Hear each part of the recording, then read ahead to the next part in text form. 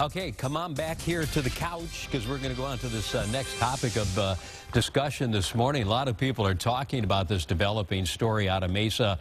Police still have not found the parents of that newborn baby found in the front yard of a Mesa home. So baby Jane was found wrapped inside a blanket inside a baby carrier. Her umbilical cord was still attached. The baby is going to be okay, thankfully, but her parents could be facing charges. Anyone with information is asked to call the Mesa Police Department. There are other options when surrendering a baby. Lots of places around the valley are safe haven drop-offs. Right. So we're talking like fire stations. You know, QT. I've seen those safe haven signs. They have those too there. At some QTs that I've seen. So joining us this morning is Forrest Smith with Mesa Fire. Good morning, Forrest. So what are these safe havens? Well, good morning, Liz. Good morning, Rick. Well, what safe havens are is basically locations that a mother can drop her newborn child off at. And essentially back in 1971, it became state law that this safe haven baby program could exist. And so that enables the mother to be able to drop her child off, and specifically in our situation, at any fire station here in the state. So how does it work if you drop off a baby? Are there any questions that they can or should ask of you, or any information you should leave, or can you be anonymous for us? Well, what makes this program unique is that you can be anonymous, and without persecution. If the child is under 72 hours old, a mother can leave the child here at the station, but that child has to be handed off to a fire department member. And here in Mesa and throughout the valley, you have healthcare professionals by way of us being paramedics and EMTs who then would take this child into our care. Of course, we do a medical assessment. The questions that we would ask, though, would be, is this child in good health?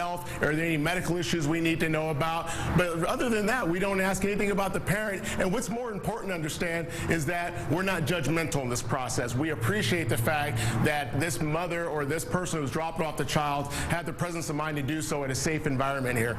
So this has been going on for what, about 10 years now? And we're still seeing problems like this in our communities. So how are we spreading the word? Because not everyone, unfortunately, is watching Fox 10 this morning. So how do we make sure that everyone who isn't knows about all of this?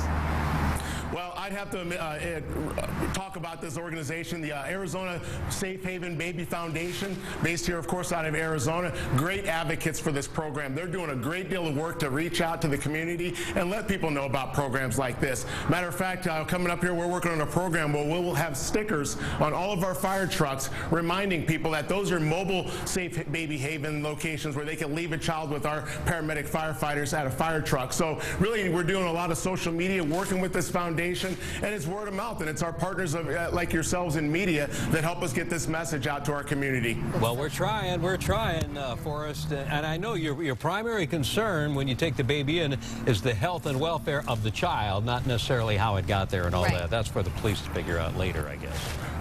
Rick, that's an excellent point, and that's the thing. It's a non-judgmental situation where we want to set up an environment where it's safe for this mother to drop this child off. Again, it comes back to the best interest of the child. Are they safe? Are they healthy? What do we need to know about the child before we get them to the hospital and get them into the process and the system to be taken care of? Right. All right, Forrest. Forrest Smith, always great to see you. Thank you so very much. Likewise. Thank you. And yeah, coming up later in the 8 o'clock hour, we're going to talk about foster parenting and what.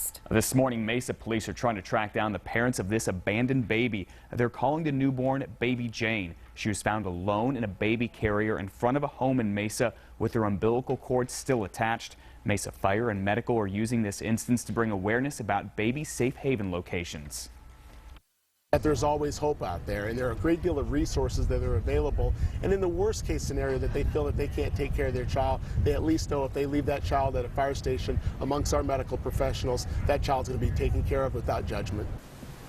And also under state law, child welfare agencies, adoption agencies, and churches can also be safe havens for unwanted babies.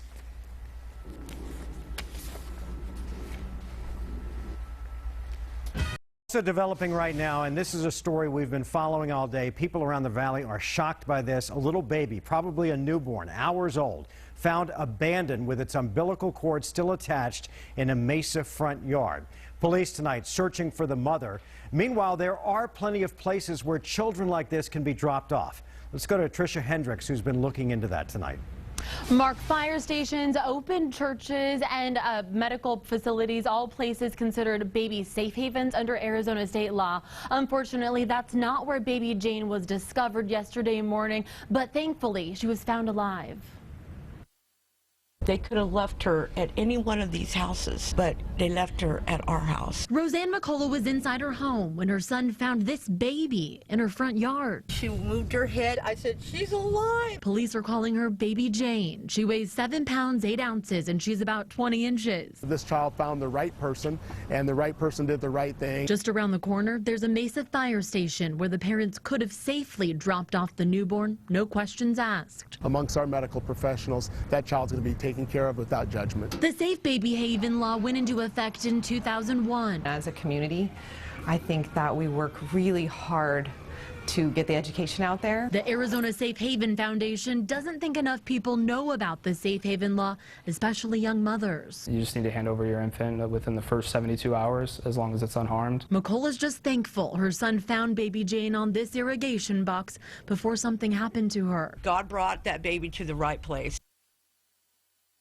Baby Jane is doing well. We're told that doctors are going to be releasing her from the hospital when they feel the time is right, and at that point child services will take over from there. It's likely that she will be adopted or given to a foster family for now. Live in the newsroom, Trisha Hendricks, 12 News at 10.